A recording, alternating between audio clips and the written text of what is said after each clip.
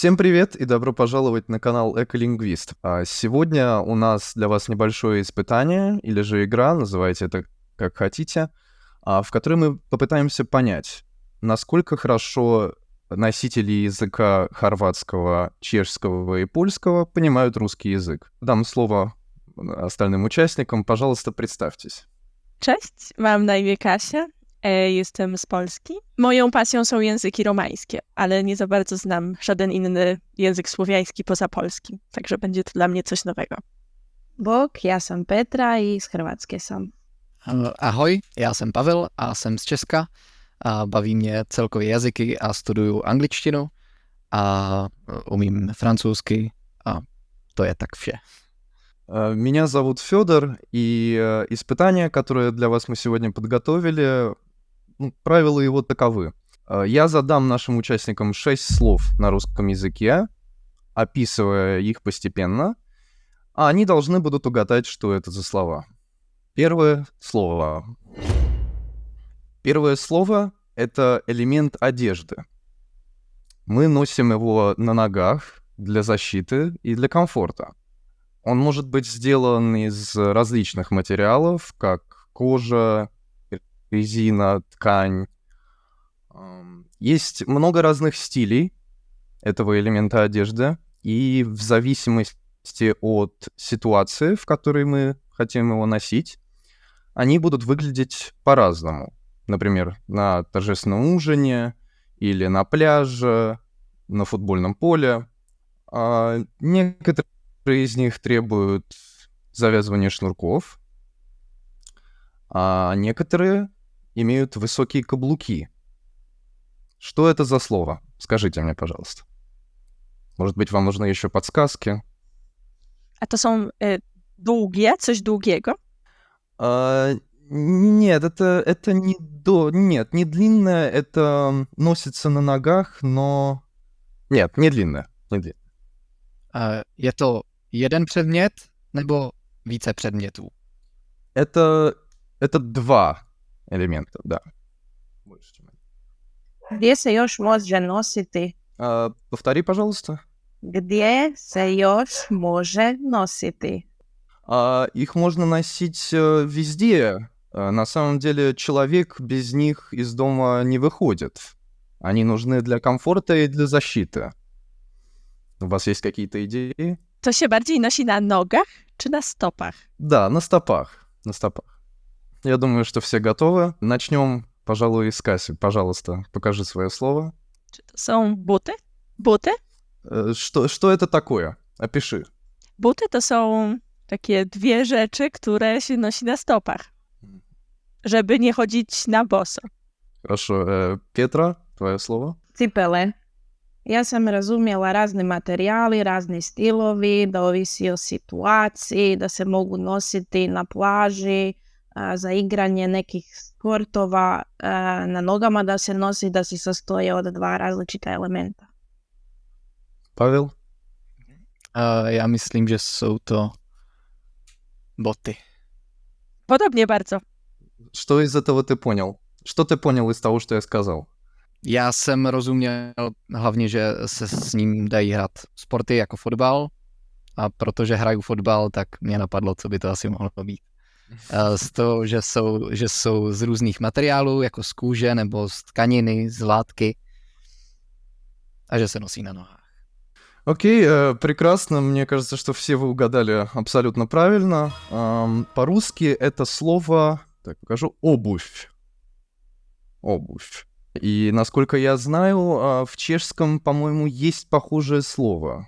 Ano, taky používáme v češtině slovo obuv a obuv je vlastně úplně cokoliv. Boty je vlastně takové synonymum ke slovu obuv. Ale boty můžeme i spočítat. Po polsku mówimy obuwie. Tak O. ogólnie, na wszystkie typy butów.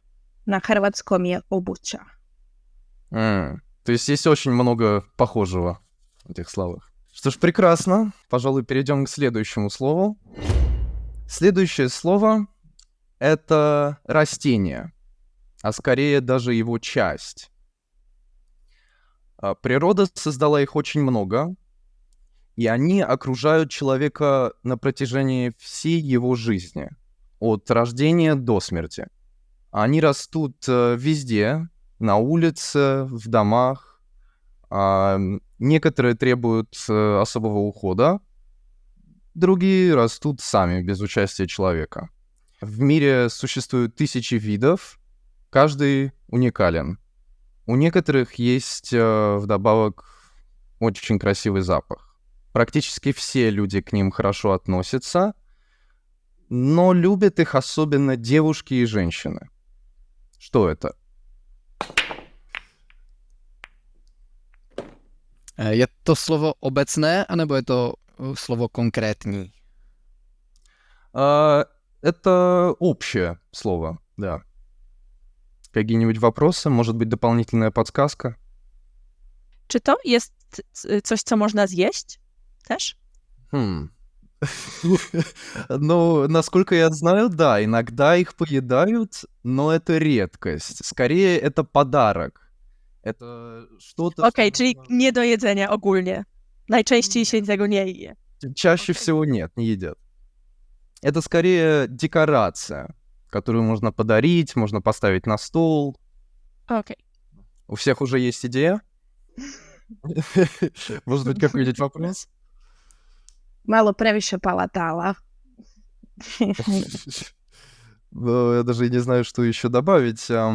Самое популярное из этих растений красного цвета, и его дарят, например, на День женщин, на 8 марта. Из него делают букеты. Je li to posebna jedna ili skupna imenica? Их может... Ну, это может быть один предмет или же больше. В основном, когда их дарят, когда это подарок, дарят больше. Дарят букет. Дарят как минимум 7 или 9. A sad govorimo o jednoj. Мы говорим в общем, да. A w jakim kolorze są najczęściej? Они в абсолютно разных цветах. Есть, по-моему, все цветы. Цвета. Okej. Что, можем угадывать? Пожалуйста, начинайте. Czy to są może kwiaty ogólnie? Albo konkretne kwiaty róże, które mogą być w różnych kolorach? Пока что не могу сказать, но расскажи, что ты поняла из того, что я говорю. Okej, kwiaty. No to właśnie były takie rośliny, które można dać jedną, a można dać w bukiecie kilka. Jest to popularny prezent, a róże, no to wtedy w tym wypadku byłyby konkretne kwiaty, konkretny gatunek kwiata i one faktycznie mogą być w wielu kolorach. Хорошо. Петра? Ruža. Ja nisam baš puno razumjela na početku. Jedino što sam razumjela je buket. I to je to. Понятно. Pavel? Já myslím, že je to buď jedna květina, nebo když je jich více, tak květiny. Květiny, to je u nás vlastně takové synonymum slova buket, takže to by mělo být něco takového a květina by byla, kdyby byla jedna. Pokud už zase mluvíme o nějakých specifických věcech, což vlastně byla moje otázka, jestli je to obecné nebo konkrétní.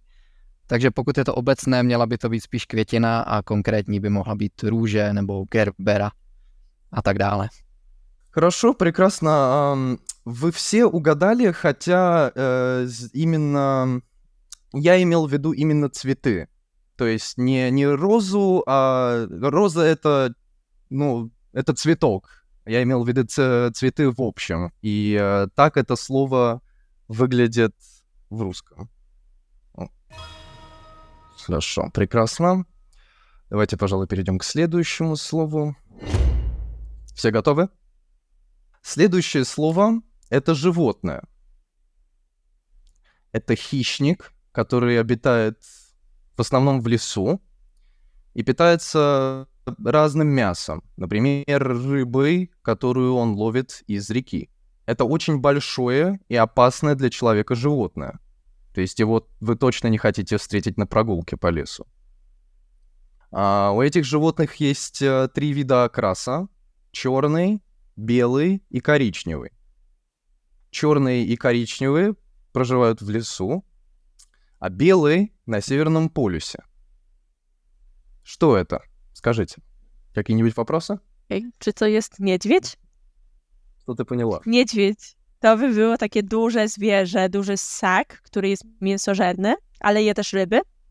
I owoce leśne. I generalnie są 3 gatunki. Tak jak powiedziałeś, czarny, brązowy i polarny, który jest biały. М? No i jest to generalnie niebezpieczne dla człowieka zwierzę. Może zrobić krzywdę. Это точно. Петра? Kako vi vidite to? Medvjed. М? Isto što i životinja, da lovi ribe i crni bijeli smeđi. Ага. Хорошо. Павел? Taky myslím, že je to medvěd. Je to zvíře, které žije v lese, loví ryby, může mít několik barev, stejně tak, jako už se říkalo, hnědý, černý, bílý, podle toho, kde žije. A je člověku nebezpečný. Мгм. Что ж, я рад вас проинформировать, что вы все правы, как обычно. Итак, это слово выглядит на русском. Читается оно «медведь». То есть, насколько я понимаю, оно также звучит и на чешском, и на хорватском, и немного отличается на польском. Но все равно очень похожие слова. Podobne w sumie we wszystkich językach. Мгм. Что ж, перейдем, пожалуй, к следующему. У вас очень хорошо получается. Следующее слово. Следующее слово — это игра, в которую обычно играют дети. Правила игры таковы. Группа людей выбирает одного из них, он закрывает глаза и начинает считать. В это время остальные игроки, участники, должны спрятаться и по истечении счета вводящего сидят тихо и надеются, что их не найдут. Игра заканчивается, когда ведущий найдет всех игроков. Что это за слово? Koliko ljudi igra tu igru? Что-что? Koliko ljudi igra tu igru? Brojka. В нее может играть сколько угодно людей. Правда, чем больше, тем сложнее для ведущего. Gra się w tą grę raczej na dworzu? Можно играть и на улице, и дома, в основном в больших пространствах, там, где много места. Okej. A postoje neki predmeti sa kojima se igra? В этой игре скорее нету никаких предметов. В ней надо просто спрятаться. В ней надо найти место, в котором ты не будешь легко виден. Итак, все готовы? Кася, начни, пожалуйста. Wydaje mi się, że to jest po polsku gra w chowanego, która polega na tym, że jedna osoba zakrywa oczy, pozostałe osoby, które grają w tą grę, starają się gdzieś schować i później ta osoba odkrywa oczy i stara się znaleźć każdą z tych osób. Każdą z tych pozostałych uczestników gry. I gra się kończy tym, jak już wszyscy zostają znalezieni. Хорошо. Петра? Skrivača. Igra skrivača. Dolazi od riječi skrivati. Glagol. I to je to. Хорошо. Павел? V Česku říkáme hra na schovávanou a kdybychom chtěli říct jen jedním slovem, tak je to schovka. Ale to se používá, většinou děti říkají schovka a většinou děti taky tuhle hru hrají. A jde o to zakryt si oči, počítat do několika, většinou třeba do 20, do 30 a ostatní se schovají a ten, kdo je hledá, je nesmí najít. Хорошо, что ж, вы, как обычно, все правильно ответили. И по-русски это слово звучит «прятки». Или же «игра в прятки», в зависимости от того, как мы это называем. То есть, насколько я понимаю, есть скорее связь между польским и чешским, нежели между хорватским и русским. То есть тоже очень похожие слова. Итак, перед нами еще 2 слова. Перейдем к предпоследнему. Следующее слово — это очень интересное и красивое явление природы. Его можно увидеть на небе, когда идет дождь и светит солнце. Она всегда состоит из 7 цветов, и иногда, если был проливной дождь, можно увидеть 2. А когда ее видишь, надо загадывать желание, и она бывает обычно летом. Что это за слово? Какие-нибудь вопросы? Павел, ты, по-моему, все прекрасно понял. Так мне кажется... Myslím, že vím, že co by to mohlo být za slovo, takže nemám otázky. Хорошо. Događa se 2 puta godišnje. Еще раз, пожалуйста. Događa se 2 puta godišnje. Na godinu. Насколько я понимаю, я не уверен. Мне кажется, что она только днем бывает, вечером ее не было бы видно. Хорошо, я дам еще одну подсказку. Мне кажется, что это может немного облегчить. Это явление является символом ЛГБТ. У всех есть идея? Može neki sinonim? Мне сложно придумать какой-либо синоним. Možná bych věděl, jak třeba pomoct, ale je to zase další nápověd a není to synonymum. Pokud je to slovo, co si myslím, tak tahle věc má 7 barev. Červená, oranžová, žlutá, zelená, modrá. 7 цветов. Да, именно так. Koliko se tu puta događa? Po danu ili po godini? Если я правильно понял, с утра, рано, когда светит солнце. Этого явления не было бы, если бы на небе не было солнца в этот момент. Okej. Так, все готовы? Хорошо, может, в этот раз, Павел, ты начни. Takže já myslím, že by to mohla být duha česky a podle nápověd je to věc, která se objeví, když svítí slunce, ale zároveň prší, nebo je déšť. A někdy můžeme vidět i 2 najednou, ale většinou vidíme jen 1. A pokud je to tak je to věc, která má 7 barev a je symbolem LGBT. Прекрасно. Петра? Ja sam krivo razumjela na početku. Ali dobro. Ja sam mislila izlazak sunca, ali nije, dole je duga. И что ты поняла из того, что я рассказывал? Mislila sam da je izlazak jer izlazi 2 puta na dan, to jest 1 put na dan, i da je sunce stvar. Nisam razmišljala u političkom, odnosno socijalnom smjeru. Угу. Окей. Za LGBT zajednicu. Хорошо. Kasia? Tęcza? Tęcza po polsku to jest takie zjawisko atmosferyczne, które powstaje po deszczu, jak już zaczyna świecić słońce i wydaje mi się, że nie jestem dobra z geografii, z przyrody, ale powstaje, bo się odbijają promienie słońca od czegoś, bodajże. I Da, jest по-моему, różnokolorowa, może być taka półowalna czy półokrągła. I może być więcej niż 1, czasem są 2. Прекрасно. В очередной раз я вас информирую о том, что все вы угадали правильно. И по-русски это слово звучит радуга.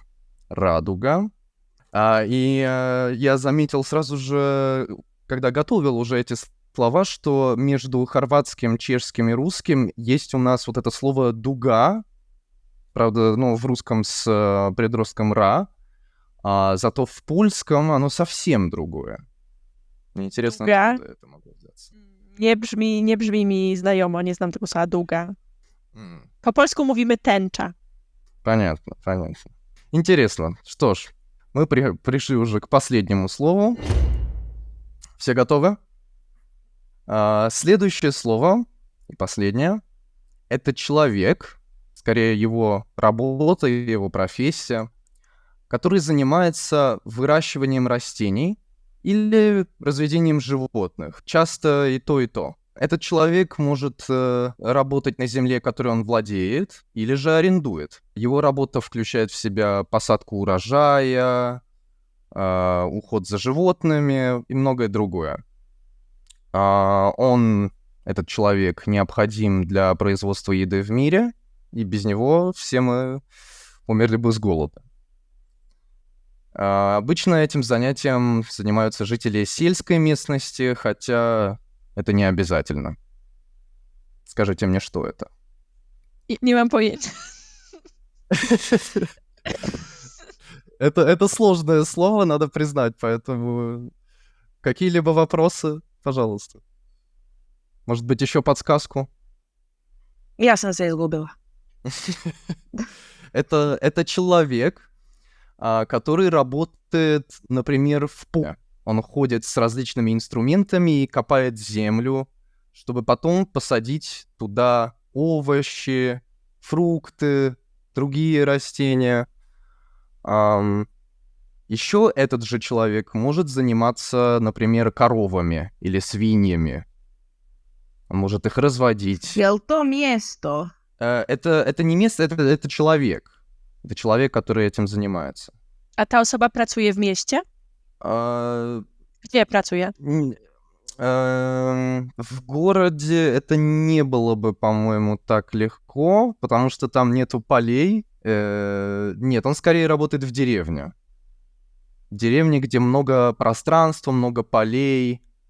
Есть место, где коровы могут пастись. A pracuje ze zwierzętami? Да. Takže je to člověk, který může pracovat třeba s traktorem? Да. Они часто работают с тракторами, с различными другими средствами. To je zanimanje. Не понял? Zanimanje. Ono čime se čovjek bavi.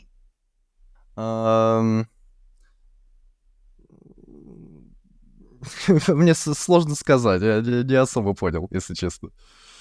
Но это очень важная работа, потому что без него, без этого человека, нам не было бы что есть. У нас не было бы еды в холодильнике. Chyba mam pomysł. Хорошо. Петра, ты готова? Mhm. Ну, начни тогда, пожалуй.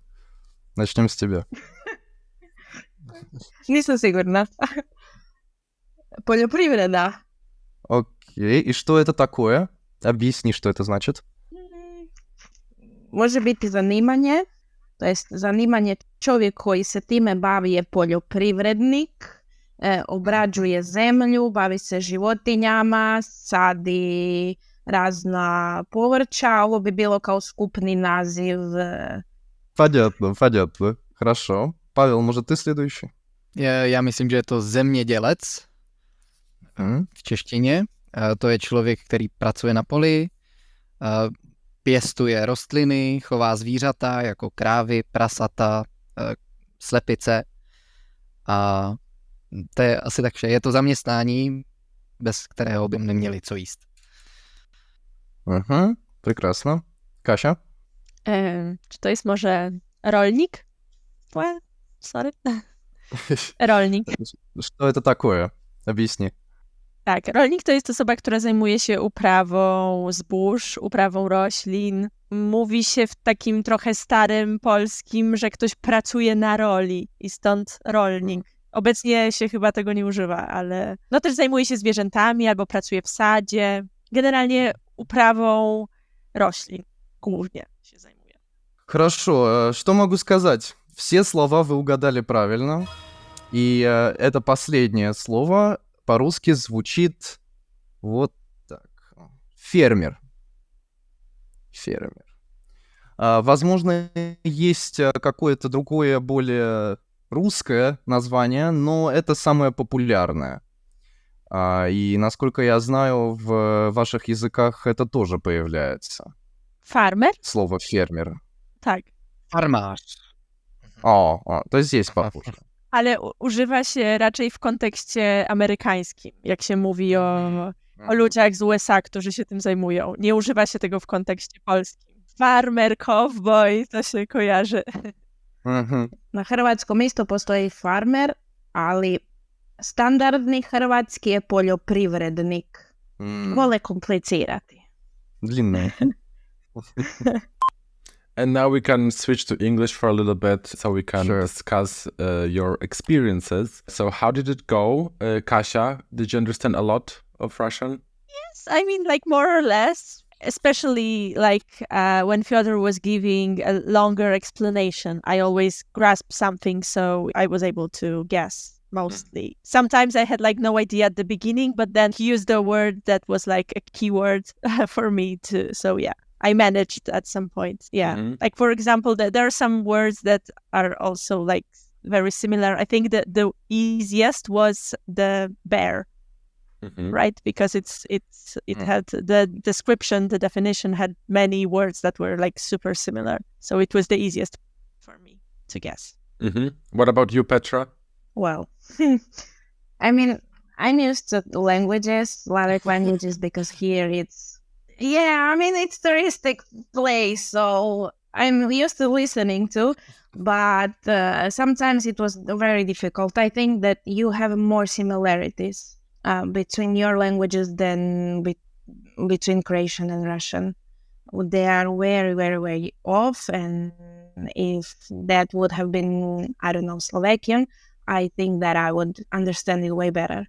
So it was like bear was the easiest one for sure, and the igra skrivača for me it was like too many palatals for me to understand it.